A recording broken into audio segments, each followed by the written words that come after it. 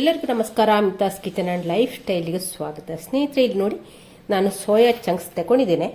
ನೋಡಿ, ಚೆನ್ನಾಗಿ ಉಂಟು ಕೂಡ, ಒಳ್ಳೆ ಶೇಪ್, ಚಿಕ್ಕ ಚಿಕ್ಕದಾಗಿ. ನೋಡಿ, ಕೆಲವರು ಹೇಳ್ತಾ ಇದ್ರು ನಮ್ಮದು ತಗೊಂಡ್ರೆ ದಪ್ಪ ದಪ್ಪ ಇರ್ತದೆ, ಅದೇನು ನಿಮ್ಮ ಸೋಯಾ ಚಂಕ್ಸ್ ಚಿಕ್ಕ ಚಿಕ್ಕದು ಅಂತ. ಹಾಗೆ ಕ್ವಾಲಿಟಿ ಪ್ಯಾಕೆಟಲ್ಲಿ ತಗೊಂಡ್ರೆ ಸೋಯಾ ಚಂಕ್ಸ್ ಹೀಗೆ ಚಿಕ್ಕ ಚಿಕ್ಕದಾಗಿ ಶೇಪಲ್ಲಿ ಇರ್ತದೆ. ಲೂಸ್ ತಗೊಂಡ್ರೆ ಉಂಟಲ್ಲ, ದೊಡ್ಡ ದೊಡ್ಡದಾಗಿ ಒಟ್ರಾಸಿ ಇರ್ತದೆ, ಶೇಪ್ ಇರುವುದಿಲ್ಲ. ಹಾಗೆ ಒಳ್ಳೆ ಕಲರ್ ಕೂಡ ನೋಡಿ, ವೈಟ್ ಉಂಟು. ಅದು ತಗೊಂಡ್ರೆ ಒಂದು ಸ್ವಲ್ಪ ಕಲರ್ ಡಿಮ್ ಇರ್ತದೆ. ಹಾಗೆ ಕ್ವಾಲಿಟಿ ಅಂದರೆ ಸೋಯಾ ಚಂಕ್ಸ್ ಕ್ವಾಲಿಟಿ ತಗೊಂಡ್ರೆ ನಮಗೆ ಒಳ್ಳೆ ಸೋಯಾ ಚಂಕ್ಸ್ ಸಿಗ್ತದೆ. ಇದು ನಾನು ನೋಡಿ ಕ್ವಾಲಿಟಿಯವರದ್ದು ಸೋಯಾ ಚಂಕ್ಸ್ ತಗೊಂಡಿದ್ದೇನೆ. ಇದರಲ್ಲಿ ನಮಗೆ ಇಷ್ಟು ಬೇಡ, ಇಷ್ಟು ಪೂರ್ತಿ ಬೇಡ, ಇದು ತುಂಬ ಆಗ್ತದೆ, ಮಾಡಿದರೆ ಡಬಲ್ ಆಗ್ತದಲ್ವಾ. ಇದರಿಂದ ನಾವು ಅರ್ಧದಷ್ಟು ಸೋಯಾ ಚಂಕ್ಸ್ ಅಂತ ತಗೊಳ್ಳುವ. ಇವಾಗ ಇಷ್ಟು ಸೋಯಾ ಚಂಕ್ಸ್ ಅಂತ ತಗೊಂಡಿದ್ದೇನೆ. ಇದಕ್ಕೀಗ ಕುದಿಯುತ್ತಿರುವಂಥ ನೀರನ್ನು ಸೇರಿಸ್ತಾ ಇದ್ದೇನೆ. ಹಾಗೆ ಇದಕ್ಕೆ ಉಪ್ಪನ್ನು ಕೂಡ ಸೇರಿಸಿಕೊಳ್ಳುವ. ಸೇರಿಸಿ ಒಮ್ಮೆ ಚೆನ್ನಾಗಿ ಮಿಕ್ಸ್ ಮಾಡುವ. ಎಲ್ಲ ಸೋಯಾ ಚಂಕ್ಸ್ ಈ ಬಿಸಿ ನೀರಲ್ಲಿ ಮುಳುಗಲಿ, ಆ ರೀತಿ ಒಮ್ಮೆ ಚೆನ್ನಾಗಿ ಮಿಕ್ಸ್ ಮಾಡಿದರೆ ಆಯಿತು. ಇದಿನ್ನು ಉಂಟಲ್ಲ, ದಪ್ಪಾಗಿ ಡಬಲ್ ಆಗ್ತದೆ. ನಾವು ಎಷ್ಟು ಹಾಕಿದ್ದೇವೆ ಅದರ ಡಬಲ್ ಆಗ್ತದೆ. ಸರಿ, ಇನ್ನಿದನ್ನು ಮುಚ್ಚಳ ಮುಚ್ಚಿ ಒಂದು 1/4 ಗಂಟೆ ಹೀಗೆ ಬಿಡುವ. ಸೋಯಾ ಚಂಕ್ಸ್ ನೆನೆಯುವ ಹೊತ್ತಿಗೆ ನಾವಿಲ್ಲಿ ಒಂದು ಮಸಾಲೆಯನ್ನು ರೆಡಿ ಮಾಡಿಕೊಳ್ಳುವ. ಇಲ್ಲಿ ಒಂದು 6 ಕಾಯಿ ಮೆಣಸನ್ನು ಹಾಕಿದ್ದೇನೆ. ಅಷ್ಟು ಖಾರ ಇಲ್ಲ, ಲೈಟ್ ಖಾರ. ತುಂಬ ಖಾರದ ಮೆಣಸು ಹಾಕಿದ್ರೆ ಕಡಿಮೆ ಮಾಡಿಕೊಂಡ್ರೆ ಆಯಿತು ನೀವು. 1 ಈರುಳ್ಳಿ, 10 ಎಸಳು ಬೆಳ್ಳುಳ್ಳಿ, 1 ಇಂಚು ಶುಂಠಿ, 1 ಟೊಮೆಟೊ. ಇಲ್ಲಿ ನೆನೆಸಿದಂಥ 8 ಗೋಡಂಬಿ ಮತ್ತು 8 ಬಾದಾಮಿಯನ್ನು ಕೂಡ ಇದಕ್ಕೆ ಸೇರಿಸ್ತಾ ಇದ್ದೇನೆ.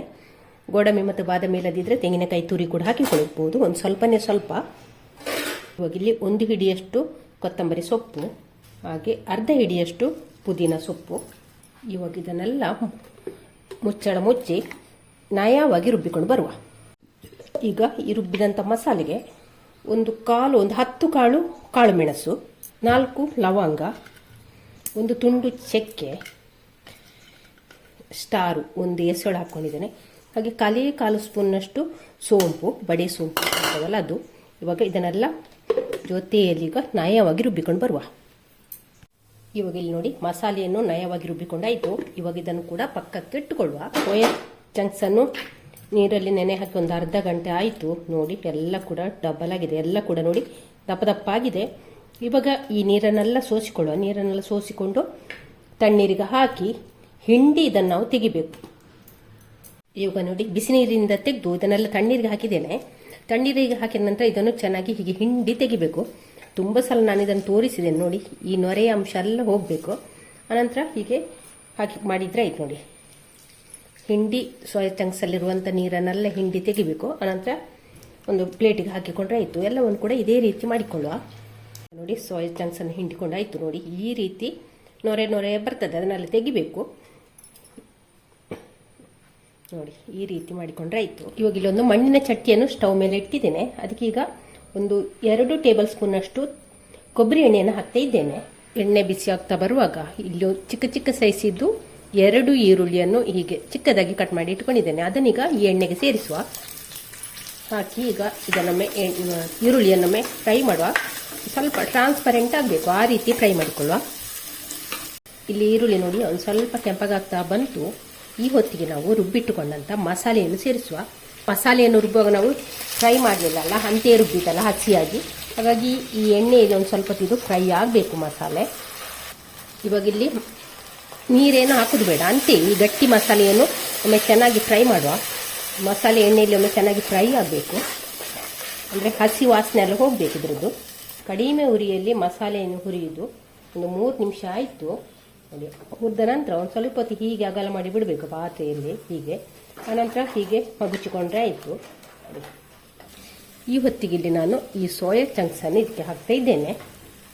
ಜೊತೆಯಲ್ಲೇ ರುಚಿಗಾಗುವಷ್ಟು ಉಪ್ಪು, ಅರಶಿನ ಎಲ್ಲವನ್ನು ಕೂಡ ಒಮ್ಮೆ ಚೆನ್ನಾಗಿ ಈ ದಪ್ಪದ ಮಸಾಲೆಯಲ್ಲಿ ಒಮ್ಮೆ ಇದನ್ನು ಹುರಿಯುವ.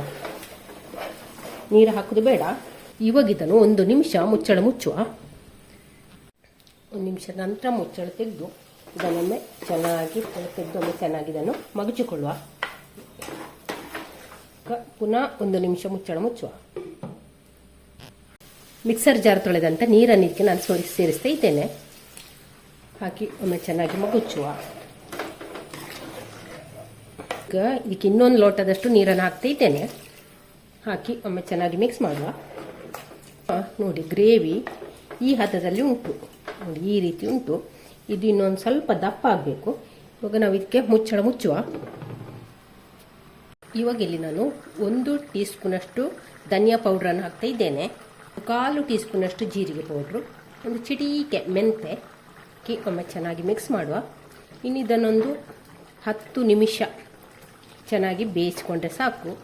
10 ನಿಮಿಷ, ಈಗಿನ ಮೊದಲು ಒಂದು 5 ನಿಮಿಷ ಬೇಯಿಸಿದ್ದೇವಲ್ಲ, ಇನ್ನೊಂದು 10 ನಿಮಿಷ ಇದನ್ನು ಬೇಯಿಸಿದ್ರೆ ಸಾಕು. ನಮಗೆ ಗ್ರೇವಿ ಉಂಟಲ್ಲ ಒಂದು ಸ್ವಲ್ಪ ದಪ್ಪ ಆಗಬೇಕು. 15 ನಿಮಿಷಕ್ಕೆ ಸೋಯಾ ಬೇಯ್ತದೆ, ಅಷ್ಟು ಹೊತ್ತು ಬೇಯಿಸ್ಕೊಂಡ್ರೆ ಸಾಕು. ಇವಾಗ ಇದಕ್ಕೆ ಮುಚ್ಚುವ. ಇವಾಗ ಒಂದು 10 ನಿಮಿಷ ಆಗಿದೆ. ನೋಡಿ ಗ್ರೇವಿ ಈ ರೀತಿ ಬಂದಿದೆ. ಈ ಹದಕ್ಕೆ ಬರಬೇಕು ನೋಡಿ. ಹೀಗೆ ತುಂಬ ತೆಳ್ಳಗೆ ಮಾಡಲಿಕ್ಕಿಲ್ಲ, ಹೀಗೆ ಈ ರೀತಿ ಬೇಕು. ಇದೊಂದು ಸ್ವಲ್ಪ ತಣ್ಣಗಾದ ನಂತರ ಇನ್ನೊಂದು ಸ್ವಲ್ಪ ಗಟ್ಟಿ ಆಗ್ತದೆ. ಇವಾಗ ಇದರ ಟೇಸ್ಟ್ ನೋಡಿಕೊಳ್ಳಿ, ಉಪ್ಪು ಖಾರ ಎಲ್ಲ ಕರೆಕ್ಟ್ ಉಂಟನ್ನು ನೋಡಿಕೊಳ್ಳಿ. ಇವಾಗ ಇದಕ್ಕೆ ನಾನು 1 ಟೇಬಲ್ ಸ್ಪೂನಷ್ಟು ಕಸ್ತೂರಿ ಮೇಥಿಯನ್ನು ಹಾಕ್ತಾ ಇದ್ದೇನೆ. ಹಾಗೆ ಕೊತ್ತಂಬರಿ ಸೊಪ್ಪು, ಹಾಗೆ ಇದಕ್ಕೆ ಒಂದು ಅರ್ಧ ನಿಂಬೆಯನ್ನು ಹಿಂಡಿಕೊಳ್ಳುವ.